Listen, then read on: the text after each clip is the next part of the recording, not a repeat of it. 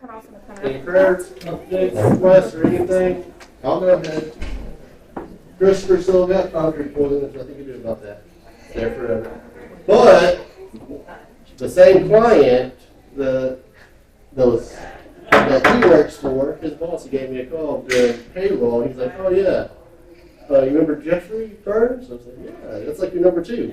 He passed away from cancer." I was like, "I just saw him 3 months ago." So I'm so sorry to hear that. So I'll also put Jeffrey Burns. That marker is not working. I think it's the same one, just throw it away. The same one that Jeffrey tried.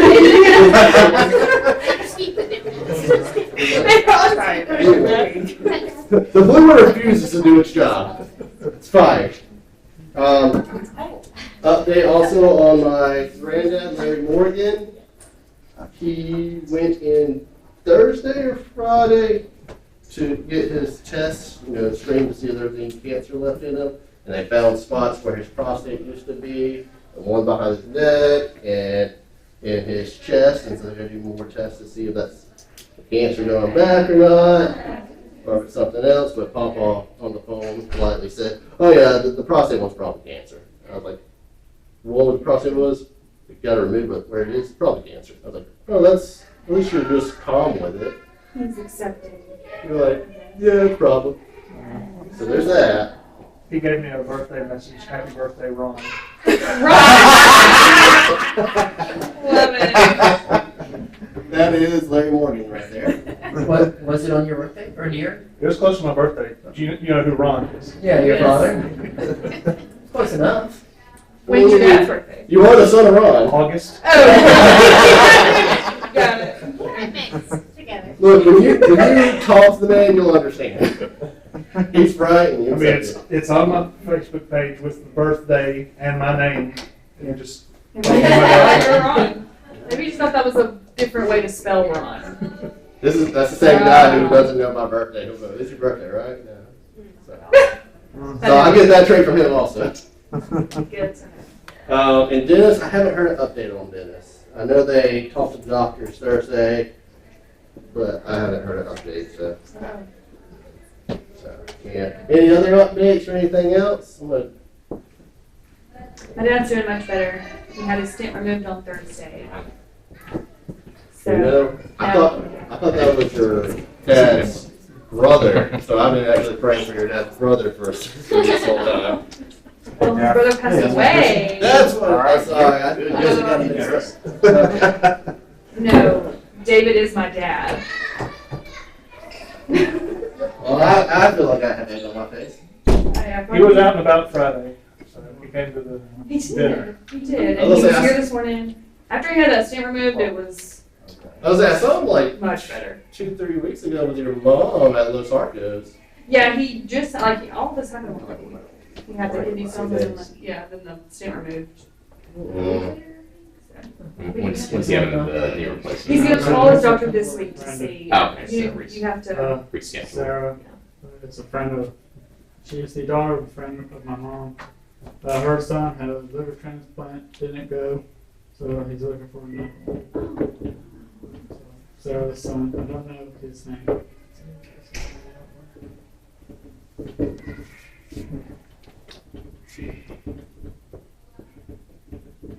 You said son?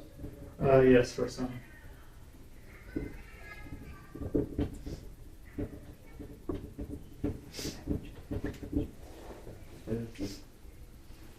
Anything else? Have we, did we hear a good report on Becky? I think. How's she doing? She still has treatment last time I checked, and so things are headed in the right direction, but she still needs more treatment. So.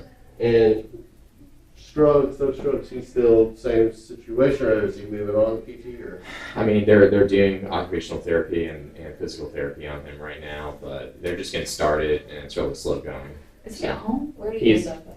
he's at home. Yeah. Well, I hope your dad. He's doing pretty good. Yeah, he's recovered, I guess. This year. He wasn't feeling super great this morning. We were a little worried, but I think he's feeling a little bit better. I think he just overdid it yesterday. Oh, yeah. I've heard that before. Have you? Yeah. Never done it before. You get sleepy and you're just like, I don't want to do it today. I don't want to do something today.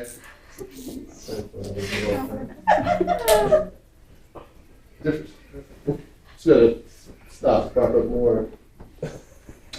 Nikki, She was here this morning. Yeah. Wasn't she going Thursday? She like went and came back. I mean, I don't know. Yeah, that's a quick trip. Cause I in like Kentucky or something. I saw Yeah. them Wednesday, but so they left Thursday. You said? I guess. They are here today. Yeah. And she just. And Edith Colette, how's she doing?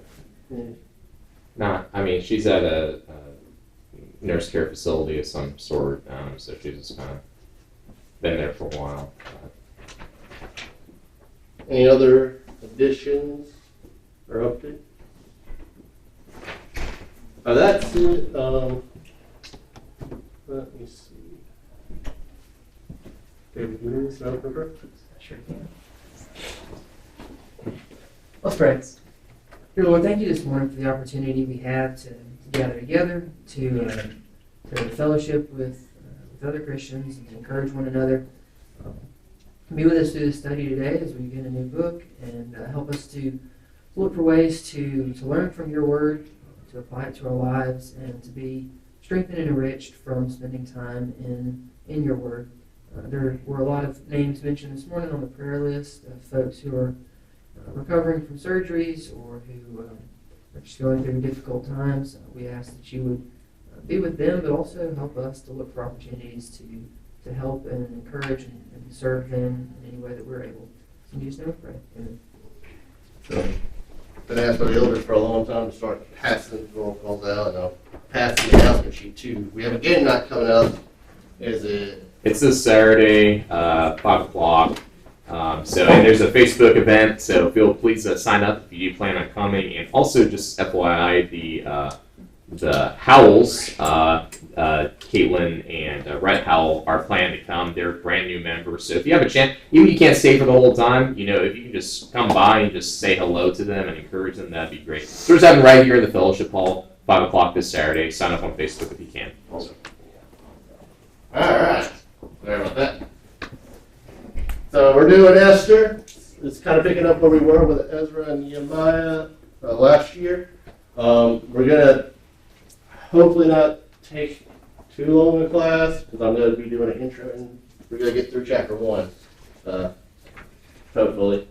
But looking at Esther, the purpose of the book is to show the providence of God in action.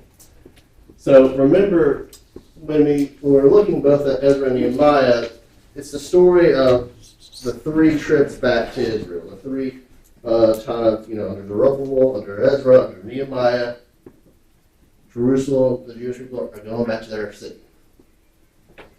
During this period, it's between chapter 6 and 7. So the first group is gone, but not the second. First group under Zerubbabel, not under Ezra.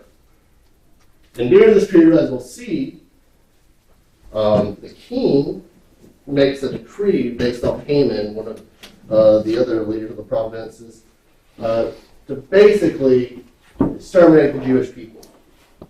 So, a Holocaust in a sense, if you think about it, extermination.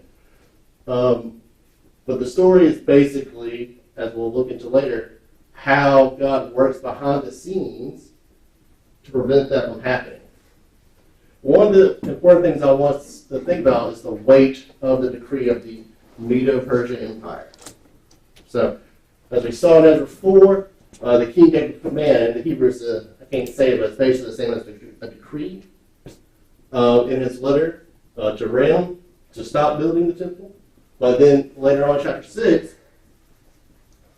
the king Darius finds the decree from both Cyrus, so he negates it, and then he makes a decree basically emphasizing the Jewish people rebuilding the temple, that no one can stop them. So again, when a king makes a decree, as you'll see in chapter 1, it's like set in stone. You can't erase it. It's done. With that being said, who is King Asher during this period? Or that's how you say it. I can't say it properly, but who is the king? The Hebrew of this is most likely derived from the Persian. I'm not even going to try that word. It's weird. And the origin comes from the Greek Xerxes. We see this from Herodotus and others during that period. But at the same time, when we look, the old Greek Septuagint version of Esther translate the name as Artaxerxes.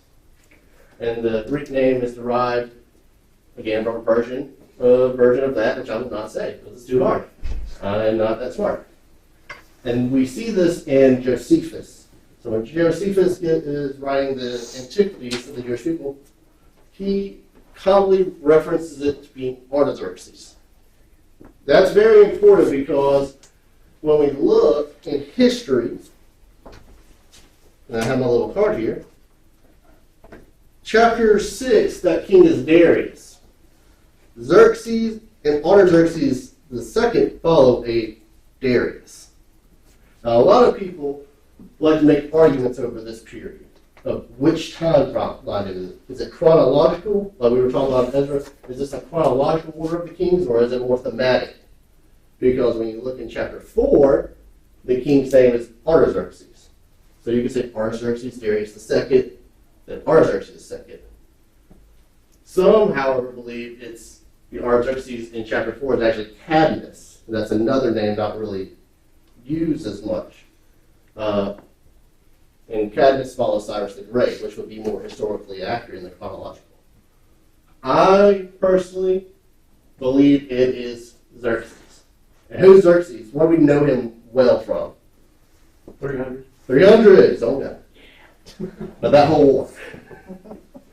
But Artaxerxes first had some remnants of that same battle that he had to fight with the Greeks. Fun fact, what's the Catholics call the Deuterocanon, canonical, the Book of Tobit basically says that this individual is associated with Nebuchadnezzar. And I brought both the Book of Tobit and the Septuagint version of Esther, if y'all want to look at it later, to show that. Well, maybe. But yeah, so Asher is a name that kind of gets thrown around the Persian kingdom a lot. Who's the author of the book? So as we see, the members of the Great Assembly wrote the following, and the mnemonic to remember these books is Kuf Nun Dot Gimel, Ezekiel and the 12 prophets, Daniel and the scrolls of Esther, the Megillah, and that's a very important book we'll talk about here a bit. So that's from the Baba Batra 15a. That's hard to say. I wish I could speak well. But that's from the Babylonian Talmud. And so who is this Great Assembly? So the Great Assembly in Jewish tradition are the men that are also known as the Great Synagogue or the Synod. And it was an assembly of 112 scribes, sages, prophets, in this time period from the end of the biblical prophets since the early Second Temple period. So that's around this period when we're rebuilding the temple, as we see in Ezra and Nehemiah, to the early Hellenistic period. So right before Alexander starts conquesting everything in the 300 BCE, 333, around that area. And so they basically said the Great Assembly are designated in the Mishnah as those who occupy a place in the chain of tradition, the prophets and rabbinical sages. So they say this is like Haggai, Zechariah, Malachi, Daniel, Ezra, Hananiah, Mishael. I'm going to stop. There's some names I can't pronounce. But as we looked in Ezra, we do see that Ezra is attributed to writing both Chronicles and his own texts. So the actual author of the book is unknown, but many point, there's a lot of evidence suggesting that it's Mordecai. So Mordecai is the uncle of Esther. If you look in chapter 9, it starts with verse 20. Mordecai is writing these accounts. chapter 10, verse 2 reiterates that he wrote these accounts. And a lot of people believe that he, and this is also later on in the, I can't say that word, I'm not going to try, but he wrote a longer version of it, and that the Great Assembly just wrote redactions of it, wrote a summary of it, which is most likely what happened, in my personal opinion. I believe Mordecai is most likely the author of Esther, and that it was, he sent out several letters in several different, dialected languages to his people all over the empire, and they just kind of just summarized it for the main points. We also see that Josephus considers Mordecai to be the author. And he also, fun fact, states that Esther's from a royal Jewish family. And according to the Talmud, like I said, it's redacted from the original that the Great Assembly did. So why is it kind of important that Esther's from a royal Jewish family?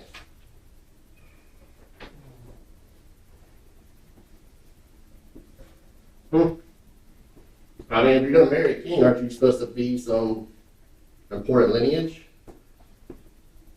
Yeah. So, a funny thing about the noble, there's a funny thing in the Persian culture with kings. There are actually 7 noble houses that the kings are supposed to marry from within. They're alliances from Cyrus all the way through the empire. So Darius marries someone from Nebuchadnezzar's house, and then when he passes, his son marries someone from a different house that's within these 7. So it's a fun thing to think about when you're thinking about who the kings are and whatnot, because, again, it goes back to that original thing I brought up about, always fighting about the dates of where we're taking the time frame up. People always want to fight about that. It's a lot to take in, so I'm just going to move forward. The next is, what is the significance of this book? So, the story forms the core of the Jewish festival of Purim, if I'm saying that right, during which it is read aloud twice, one in the evening and again one in the morning. So, it comes from Purim, which means lots. It's a significant book. This is very significant in the Jewish community, more so than we realize. Like, we kind of put Esther aside, we don't really study as much. But again, this is an actual big holiday within the 6th month on the 14th day every year. They do this. And it commemorates kind of the same way as they look over at Passover. When they left Egypt in their exile, they left from being enslaved, they left from being taken over, they left from having their firstborns killed, the Passover itself. This is the second exile. And this they use to commemorate God not actively like he was with Moses, but God showing that he works behind the scenes still to protect his people. They celebrate it to remember that God will at times help and God at times won't help his people, but he's always there with them. And so here's a holiday that they celebrate that shows that he did help. And Esther's also part of books, section of books in the Hebrew Bible that are called the writings.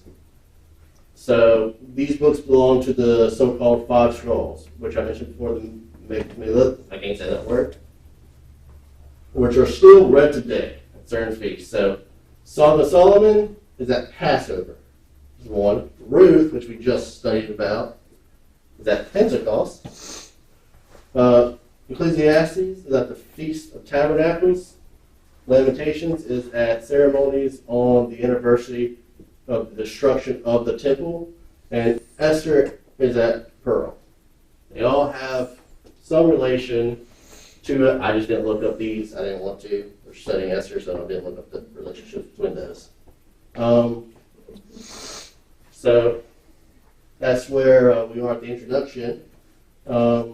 Any questions before we get into chapter 1? I know that's a lot to take in. And honestly, there was a lot more I wanted to do with the Kings, but I don't have time. Pretty detailed. We're good. I went down a rabbit hole. I was like, man, this is cool, but I gotta get class ready. I didn't see your Esther trivia thing about who's not mentioned in the book. Well, you're right. I should have done that. Let's do that right now. Who's not mentioned in the book? I'll let somebody else guess. Technically, the name of Elohim or Yahweh for God is not mentioned in the book. Yeah, God's not mentioned. So in Ruth, God's mentioned, but he's not shown active. This book doesn't even make a mention of God. And there's one other book that is the same. There's only one other book in the whole Bible that is the same. I'll give you a hint. It's a poem. And it was one of the 5 scrolls. Song of Solomon. Song of Solomon. No hint. Or no mention of God at all. So those are the only 2. In the Septuagint version, however, it has like 6 editions where Mordecai makes a long prayer to God and they add God in. Completely different. I don't know why they do that. They just do. It's not right. So any other questions before we start? Making good time. All right. So let's look at chapter 1. So someone, if they could get the first 8 verses for us, please. These events took place during the days of Ahasuerus, who ruled 127 provinces from India to Kush. In those days, King Ahasuerus reigned from his royal throne in the fortress of Susa.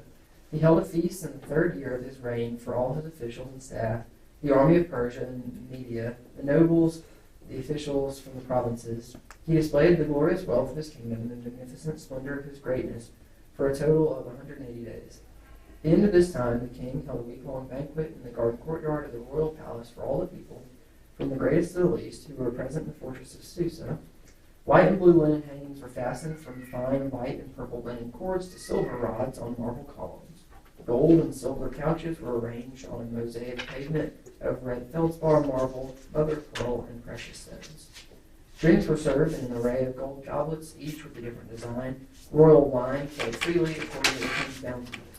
The drinking was according to a royal decree. There were no restrictions. The king had ordered every wine steward in his household to serve whatever each person wanted. Queen Vashti also gave a feast for the women of King Ahasuerus' palace. On the 7th day, when the king was feeling good from the wine, Ahasuerus commanded Mehuman, Biztha, Harbona. We're good. Are we good? Yeah. I thought I said 8. Eight. It's good. No worries. Oh, right when you said Queen Bess, it's like, did I do this wrong?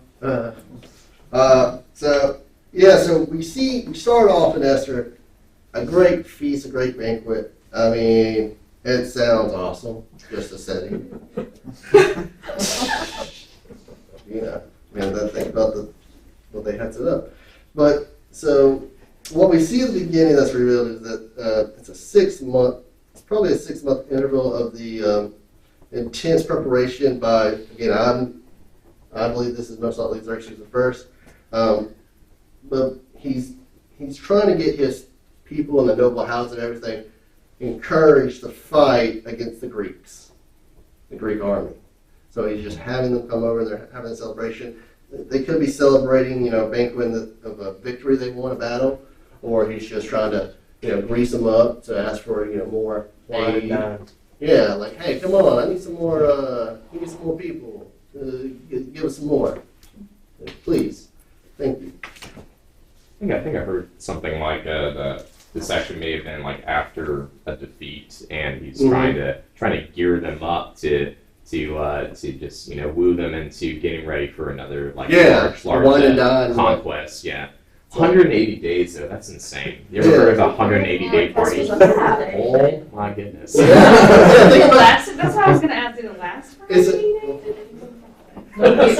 And notice too, he made it a decree. So when we talked about it, he made it a decree. So it's not like hey, yeah, I know you want me there. I don't want to be there. Is that okay? No, you got it. You had to be there or else. With no restrictions. Half of a year. Yeah. Yeah. So, not to get sidetracked on details, but a gold couch doesn't sound comfortable. It sounds fancy. It sounds cool. It sounds fancy, but 180 days sitting on a gold couch seems like I'm sure they got up at some point. I'm pretty sure there were cushions on it. Yeah. that's right. But going with going with what Jeff mentioned earlier, I think he got this. You may have got this from Herodotus because our text doesn't elaborate on it, but that's what Herodotus is kind of pointing at in the history. He's like, oh, they just lost, and he's just trying to encourage them. He's also trying to say, give us more of your servants so we can throw them out there. I have to win because I'm cool, and I'm a god. So. I mean, it sounds more effective than just straight forced conscription. I mean, but if I'm a king and I have that power to create, everyone has to do it. It's a degree. Which is done with. I know y'all don't want to drink for 6 months straight. So they did something for 6 months and then they had a feast for 7 days? Is it the 7-day feast that they're talking about? Or? I think it could be, they're talking about the 7-day feast, but I think it's been like a 6 month, They did it for gathering. 6 months and then, you need an extra week? They Like- ramped it Yeah. up. It says it's for like his official. A 7-day going away. Yeah. I think that's when they did For 7 days for everyone. So yeah, that's probably, yeah. For all the people present in Susa, both great and small, a feast lasting for 7 days. So yeah, he that's probably got what he wanted, and so he's like, okay, everyone celebrates now. That's what it sounds That like. makes a That lot makes Sounds way like more you want- sense. He was going to work Yeah, during all sounds that. like he wanted to buy all his officials and stuff for 6 months, and he's like, all right, now let's have a big party for For everyone. I got what I wanted, we're gonna have That makes fun, way you more pledge gonna have some fun, and then we're gonna send you out there also. Yeah. Logistically, that is. Yeah, I was like, who's this doing everything? Yeah, you have to leave your whole family's there? Yeah, who needs family, right? But,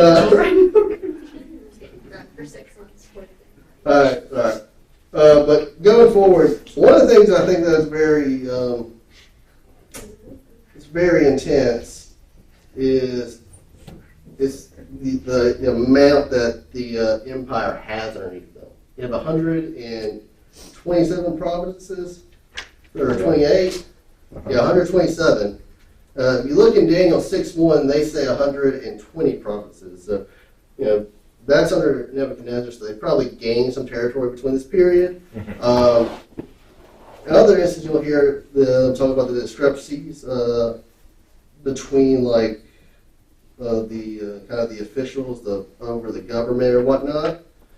Some of those, they talk about like 20 tax districts. So you would have one person over 20 tax districts, what they call the tax districts, like how we have counties and whatnot, or regions. The rulers and the governors. But 127 provinces, that's a lot. Like in our nation today, we have like 50, and we can barely keep it under control. So I don't know how they did it for so long. Another thing too we have to look at is the capital they have is not Babylon, it's what? Susha, or whatever, however you say it. There was 4 capitals. I'm trying to find my notes right now. One was Babylon, one was Susha, and I can't remember where I put the other 2. But there were 4 total capital or major cities during this period. And I think Susha was like the religious capital for either the Zoroastrians or the Indo-Iranian religion during this period, because they had both. But continuing forward, we learn from Ezra and Nehemiah that there were also 27 chapters. Here it is. The 4 capitals are Susha, Babylon, Ikeba, and Persolo. Man, I wish I could speak better. You have to brush up on your ancient languages. I know. I may have to take Greek 4 times like Richard did. But one of the things I think that's very telling in this scenario is just the luxury of it. We're seeing we're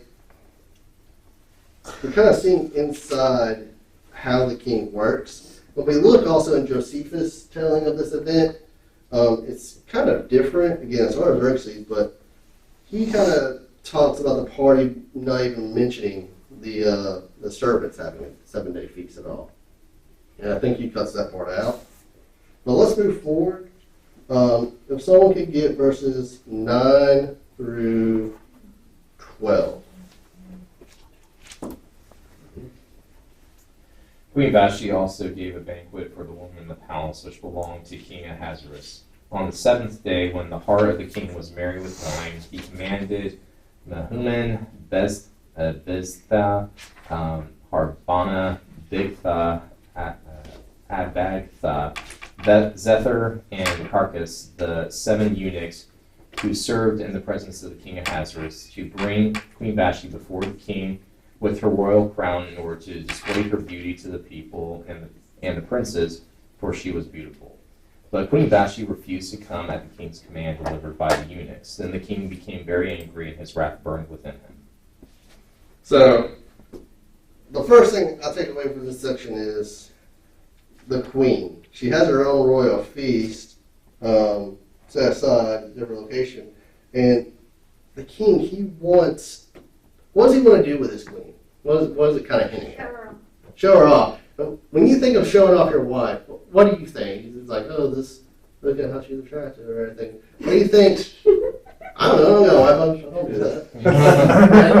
She was going to be seen as basically as his property back then. So I think he was just displaying in all of his riches, like I've got gold and I've got marble and I've got a hot wife. So he's just showing it all off. So that kind of alludes to what I was, a lot of scholars kind of point to what was going on here. So there's a lot of different instances because a lot of different historians point certain things out about this. So Vashti is not the name and was not used at all by Herodotus.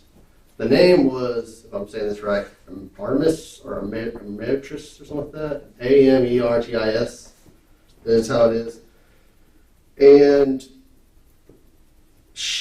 the name Vashti means beautiful woman. So this is most likely a description. Nice. Yeah. Here, check out my wife, Queen Beautiful. We have stuff right here. Not even giving her A real name. Yeah. Nothing else. Well, that was Herodotus. Herodotus didn't really care for the Persians. He's Greek, so he's like, oh, whatever. It sounds like the name Herodotus is using is also a title name as well, too. Yeah, it could be like it sounds like Artaxerxes, and so it sounds like a title name also. But yeah. That's one. We call her Queen Artaxerxes. Just the wife of. Yeah. But in this, a lot of scholars kind of hint, and they look at the fact of these men having access. They think that Xerxes wasn't just going to show her off like this. He was going to show her off in all her beauty in front of all these men. Who've been drinking Like for 6 months. Yeah. There you go. Like, she's so beautiful, aren't you? Look at this. This is your queen. And she's like, no. So maybe he's done this before, and she's like, can you humiliate me? Or maybe she's a very modest person. I don't really know. She has her own. Right. She's at her own party. She doesn't need his party. I wouldn't say really strict laws and modesty are not about being paraded in front of six months worth of drunkenness. True. Some other people also believe that she might normally would have been okay with it, but she was pregnant with Artaxerxes. So she was kind of like, I don't want to show my body off right now. I got a little baby bump. I don't want to do that. Yeah, I've heard this theory before, and there's not a shred of historical evidence to substantiate it at all. As a matter of fact, there's actually evidence within the book to the contrary, the idea that he was going to display her fully, naked, in other words. Because, one, he's a very jealous man, and you can see in Esther 5, in verse 1, it mentions that when she presents herself to the king to gain his favor, that she is in her royal robes, not nude. If that's how the king likes it, if he's even going to display that. It says also here in front of the princes and the people. This is not just a private showing for his buddies to show off what she's got. That kind of would be strange, because even though these are pagan cultures, they still had some standards of modesty, and they did not like it when other men were coming on to their wife. For example, in Esther, I think it's 6 or 7, when Haman is like just getting near Esther when he's begging for his life, we see that the king is like, "Are you assaulting my wife in my own palace?" And he's pretty pissed off about that. So I think there's no evidence to suggest that I mean the oddity of just showing her fully naked and just a crown, that doesn't seem to fit anything historically. And then Josephus kind of also alludes to it. He says, Bishop the queen gathered her guests together, maid, and now the king was desirous to show her, who exceeded all other women, the beauty to those that feasted with him, and he sent some of the commands, but she outright refused. And kind of hints later on about that. But again, there is no, like Jeff's saying, there's no historical fact. This is what most people point at because other kings have done similar things. I think it's in the pursuit of trying to justify her objection, which like in like reality, it's true that he was not doing that with the most noble of motives. He was just being like, "Look, I have a hot wife," just like it's been said. But at the same time, I think this is also an attempt to dignify the fact that she was just flippantly disobeying him at the same time. And that's what we'll see later on. Right. It's the flippant disobeying. Again, some people think like, oh, you're just show her off naked. Others think you just show her off, but she was pregnant and she didn't want to be shown Well, off. kind of regardless. I mean, like, I get what you're saying. But Yeah. also, like, I mean, there wasn't, like, a whole lot of noble intention behind it. They were obviously, like, Yeah. drunk, and you're still wanting to show off your wife. Whether she has clothes Yeah, or it's not. just awkward. Well- I mean, in today's culture, in today's mind, I'd be like, no. So I get, like, if you look through it through Yeah. that lens, it's like, absolutely not. But then back then, I guess it was. And again, it also goes like just saying, like, we have historical differences. There's some Yeah. people that point to things like what Josephus and others say that kind of hint at that. Others like other historical accounts that kind of dispute it. We don't know. We don't know what's going on, and even the text don't really Well, necessarily say what's obviously, going the on. times were different because, You gotta look like, at both for halves. Esther to, like, even approach her husband, like, it was a big deal. So, like, obviously, it's a totally different relationship. Whereas now, like, Right. I have to be terrified to go talk to my husband about something. Right. But, Mhm. I think the thing is, like, it's kind of viewed that there was the ignoble Artaxerxes, which obviously this was not a noble effort, and then you have the noble move by Queen Vashti, and I think reality is both of them were wrong in the situation. I think Artaxerxes was wrong for trying to force that, and it's very possible that Vashti, this is something not displayed in the text, but she did have her party for the ladies. She might have been doing a flex move like there by saying, Well, like, here's the thing, as we look at, again, what's one of the central things that we're going to see? The decree of the king. He made a decree for her to be there. Yeah. He, Yeah. every king, I mean, you know what to do. yeah, if I was a king, I'd be like, I'm going to make you do this, and you can't do nothing about it, so do it. Yeah. But she says no. Again, clothed, unclothed, what's pregnant, what's not, we don't know. The main thing, though, is that we see she is disobeying, and he's not happy.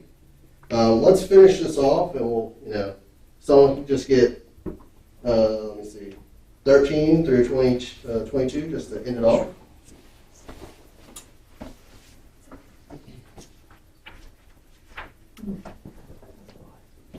Then the king said to the wise men who knew the times, for this was the king's procedure toward all who were versed in law and judgment.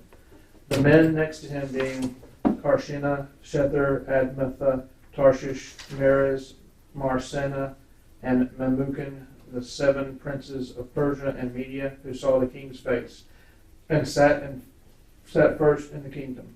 According to the law, what is to be done to Queen Vashti, because she has not performed the command of King Ahasuerus, delivered by the eunuchs.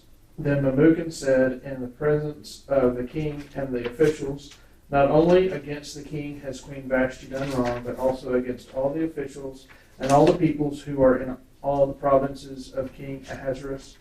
For the queen's behavior will be made known to all women, causing them to look at their husbands with contempt, since they will say, King Ahasuerus commanded Queen Vashti to be brought before him, and she did not come. This very day the noble women of Persia and Media who have heard of the queen's behavior will say the same to all the king's officials, and there will be contempt and wrath and plenty. If it please the king, let a royal order go out from him, and let it be written among the laws of the of the Persians and the Medes, so that it may not be repealed, that Vashti is never again to come before King Ahasuerus. And let the king give her royal position to another who is better than she. So when the decree made by the king is proclaimed throughout all his kingdom, for it is vast, all women will give honor to their husbands, high and low alike. This advice pleased the king and the princes, and the king did as Memucan proposed. He sent letters to all the royal provinces, to every province in its own script, and to every people in its own language, that every man be master in his own household and speak according to the language of his people. So that's a lot. It's very intense what he did. One of the things I think of is like, man, when you hear like a breakup and you go give the advice like, just don't go back, it's not going to work. Like, King's just like, I know that's going to happen. No more. Like, I'm making a decree that she can never be So he's queen. drunk and let his friends encourage him to just never talk to her again? Well, in Josephus' account, he's not really drunk. Real. Yeah, he may have been sober. He may have been sober most likely by That's so then. You know, amazing. That's a he's real angry. But the thing I find fascinating with this decree is, think about it. He's saying that she can never be queen. So, like, let's say he dies in battle in 2 weeks or something. It's a decree. She can never be queen, even when there's a new king. Never. He blots her out. Like, nope, you've angered me. You're done. What if he reverses the decree? You can't. It's a decree. That's what we'll see.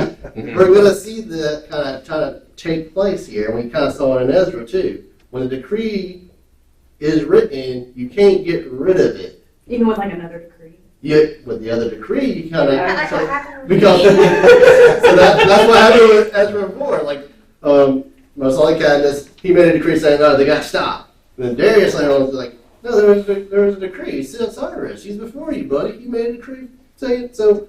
Let them build, and if anyone messes with them, tenfold pain. Like, stop this."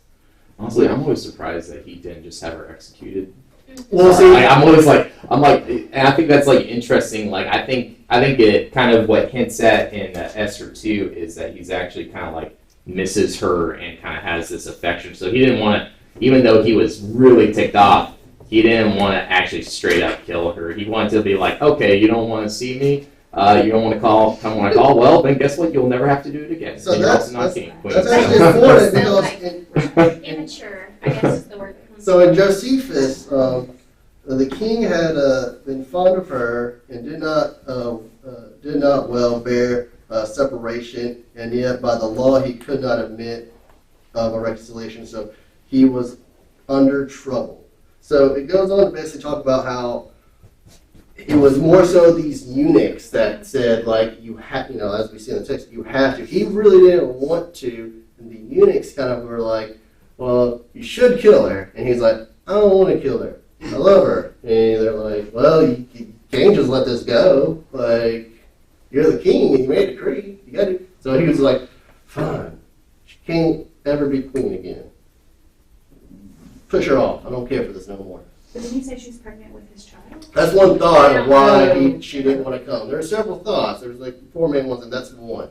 But again, when you look at the historical version of Xerxes, he only has really one wife that we really know of. He has one wife but a lot of concubines, and it's Armor. I can't say it, but Bishta basically. That's why there's always this conflict. There could be a second wife that we don't know of, and she actually, I think, gets killed by her son's wife out of a jealousy or something. It's weird. It's a weird thing. But yeah, that's kind of one of the flaws of maybe Xerxes being the king. There's Xerxes the first because he only, as we see, has one actual wife, and she does get killed. So, but yeah. I think another thing that's very important too is that when he makes this decree and sends it out to everyone, he does it in their language. So I think that's very important because he's trying to make sure, like, remember this, like, she is so bad, like she can't be queen, but also don't associate yourself with her. He's kind of hinting out, like, this is how angry I am. Just don't. And as we move forward, we're gonna again.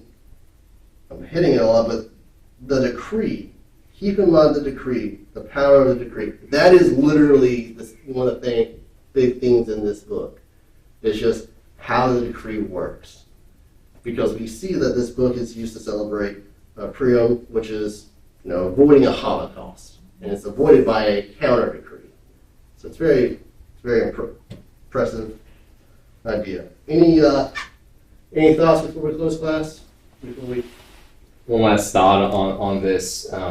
We see like throughout history when it comes to to royalty and presentations and everything like that, it was very customary for like individuals to be brought in and announced, and everyone would look and applaud and everything. So we don't have context to whether or not this was like uncouth display attempt or whether this was something of a normal procedural, just like now announcing Queen Vashti, or like we don't. So now the context of the drunkenness suggests that maybe it was a very out of place thing for him to do, or not part of normal procedure. And so the point is, we just really don't know. Yeah, that's one of the things. But another thing too, the thing in mind is that she's also having her own festival. So it's kind of like a metaphorical slap in the face, like I got my thing going on over here. Why are you calling me away to go to yours? But again, he's the king, and it's a different culture altogether. So, I think you want to say something there. Yeah, I'm just thinking, I don't know how these kings were ever fooled by all the nobles to do these decrees. Because if I'm king, I'm going, here's the decree, but I can overrule it. That's part of the decree. I'm not making one of these decrees that I can't overrule later.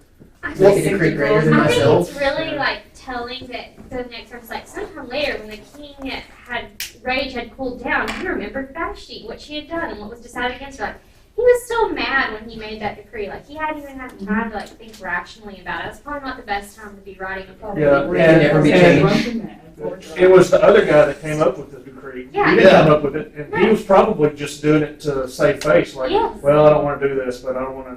So it's because they were afraid that other women would go define her. That's the thing too. Like it was to kind of. But she was the queen. It was like showing all the other women, like, hey, look, the man is the man, and you better listen to the man. There would have been that much revolt in the time period where they could just beat their wives. I feel like they probably wouldn't have just No, had it probably mass would have been revolt. that big. And if anything, again, we're kind of we're seeing some sympathy from a king that could do that. He could just decree like, I'm done. Everybody's like, look, I don't want her dead, but She was like, probably thankful.